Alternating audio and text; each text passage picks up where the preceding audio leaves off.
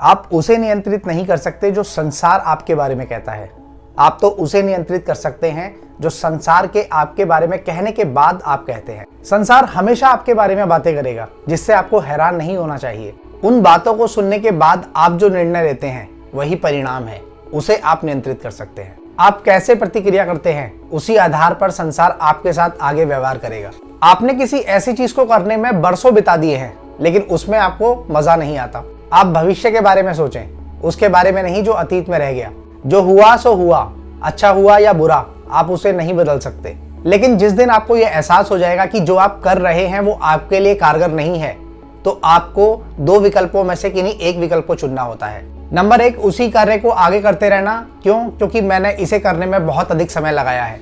Number 2, उस पर विचार करना कि आगे क्या संभव है। जब आप अपने अतीत से चिपके रहते हैं तो आप अपने भविष्य को आकार देने से वंचित रह जाते हैं। अतीत चाहे जितना भी मेहनत भरा, भव्य और चमकदार रहा हो, अगर ये वर्तमान में प्रासंगिक नहीं है तो इसे खींचकर भविष्य में ले जाना रत्ती भर भी समझदारी नहीं है। लोग आपकी मदद तभी करेंगे जब आप ये स्पष्ट कर दें कि आपकी मदद वे कैसे कर सकते हैं। मदद पाने का सबसे आसान और सुंदर तरीका यह है कि आप लोगों के लिए आपके लिए मदद करने का तरीका आसान बना दें। और मदद करने के काम को आसान बनाना, उसका सर्वश्रेष्ठ तरीका है स्पष्ट बनना। स्पष्ट बनने का सबसे अच्छा तरीका यह विचार करना है कि आप किस खास जगह पे मदद चाहते हैं। संसार में सबसे मुश्किल चीज खुद को यह बताना है कि यह जरा भी मुश्किल नहीं है।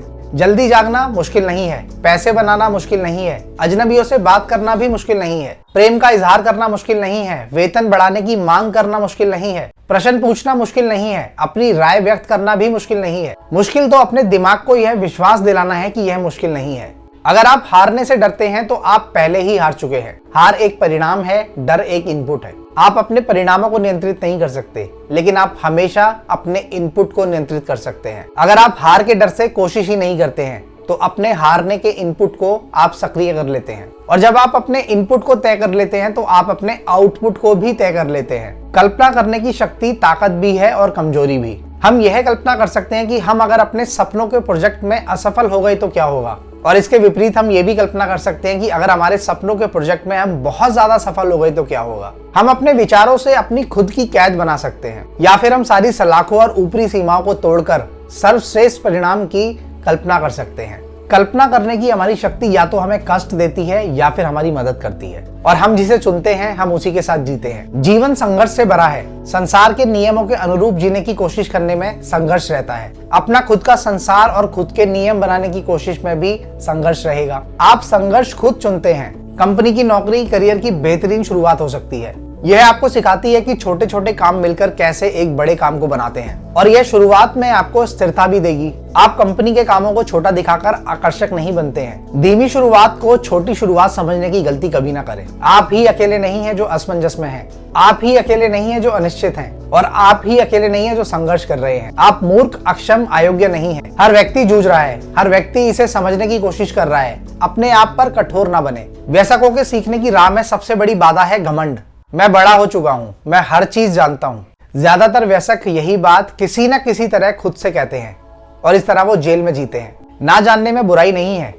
यह मानने में बुराई नहीं है कि आप अभी बहुत सी चीजें नहीं जानते हैं। वयस्क बनने के बाद भी सीखना बहुत अच्छा रहता है, क्योंकि जो लोग सीखते हैं, चाहे फिर उनकी उम्र कोई भी हो, उनकी विकास यात्रा हमेशा जारी रहती है। सबसे बड़ा भ्रम यह है कि जीवन को आदर्श होना चाहिए। कल्पना करें कि आपके पास सारी मनचाही दौलत है, लेकिन इसके बाद भी आप दुखी हैं। अपनी शर्तों पर जीवन जीने और इसका अद्वितीय आनंद लेने की कल्पना करें। आनंद चरम लाभ है, बाकी हर चीज इसके पीछे आती है। अगर आपने पहले कोई बात नहीं कही है तो उसे अपने एग्जिट इंटरव्यू में भी ना कहें।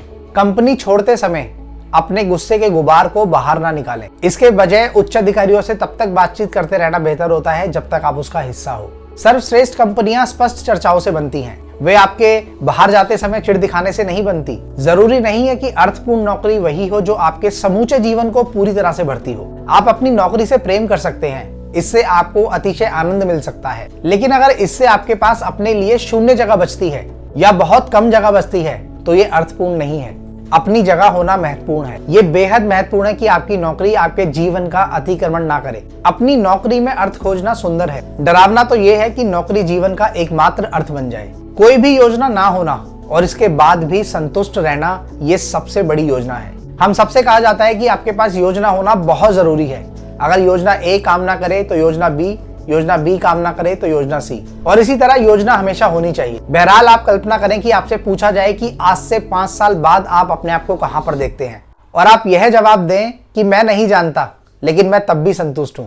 यह मुक्तिदायक है, यह स्वतंत्रता है। आप जीवन में जहां हैं, आप जीवन में जो हैं, यह उसके साथ शांति में रहना है। अगर आप शराब या नशे के बिना सार्वजनिक रूप से नाचने में आरामदेह हैं, तो आप अपने वास्तविक स्वरूप के साथ शांति में हैं। अगर आप नशा किए बिना ही उल्लास महसूस करते हैं, अगर आप नशे के बिना ही आनंद में मदमस्त रहते हैं, अगर आप इंद्रियों को बिना निष्क्रिय किए खुद को व्यक्त करने से प्रेम करते हैं, तो आप आनंद और शांति के ऐसे स्थान पर हैं जिसे कोई छू नहीं सकता। आपको जिस एकमात्र चीज की जरूरत है वह है ज्यादा आत्मविश्वास की। आप जैसे हैं आदर्श हैं।